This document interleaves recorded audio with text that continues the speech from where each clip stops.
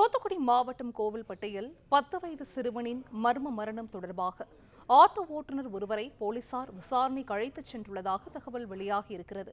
கூடுதல் விவரங்களை செய்தியாளர் ரெங்கசாமி வழங்கிட கேட்கலாம். ரெங்கசாமி, வணக்கம். சிறுவனின் மரணம் தொடர்பாக ஏற்கனவே நேற்றைய தினம் 2 பேரிடம் விசாரணை நடைபெற்ற நிலையில் தற்போது ஒரு ஆட்டோ ஓட்டுநரிடம் போலீசார் விசாரணை மேற்கொண்டு வருகிறார்கள். இந்த விசாரணை தொடர்பான முழு விவரங்களையும் பதிவு செய்யலாம் ரெங்கசாமி. வணக்கம். தூத்துக்குடி மாவட்டம் கோவில்பட்டி காஞ்சிநகர் பகுதியைச் சேர்ந்த கார்த்திக் முருகன் பாலசுந்தரி தம்பதியினுடைய இளைய மகன் கருப்பசாமி அப்பகுதியில் நகராட்சி பள்ளியில் 5ஆம் வகுப்பு படித்து வர்றார்.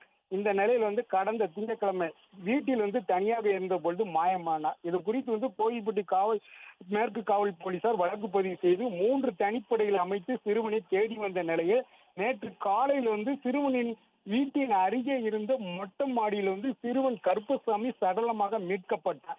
இதைத் தொடர்ந்து போலீசார் கருப்பசாமியின் உடலை மீட்டு உடற்கூறு ஆய்வுக்காக தூத்துக்குடி அரசு மருத்துவக் கல்லூரி மருத்துவமனைக்கு அனுப்பி வைத்தனர். அங்கு உடற்கூறு ஆய்வு செய்யப்பட்ட பின் சிறுவனின் உடல் நேற்று இரவு காந்திநகர் பகுதியில் உள்ள அப்பையுடன்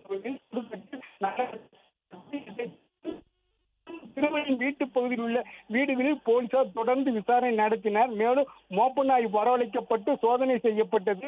மோப்ப நாய் அந்த வீட்டு பகுதியில் சுற்றி இருந்தது குறிப்பிடத்தக்கது. இந்த நிலையில் இந்த வழக்கு தொடர்பாக ஏற்கனவே ஒரு பெண் உட்பட 3 பேர் மீது சந்தேகத்தின் பேரில் விசாரணை செய்து வந்த நிலையில் இன்று காலையில் இறந்த கருப்பசாமியின் வீட்டின் அருகில் உள்ள ஆட்டோ டிரைவரை போலீசார் சந்தேகத்தின் அடிப்படையில் அழைத்து சென்றது குறிப்பிடத்தக்கது. மேலும் போலீசார்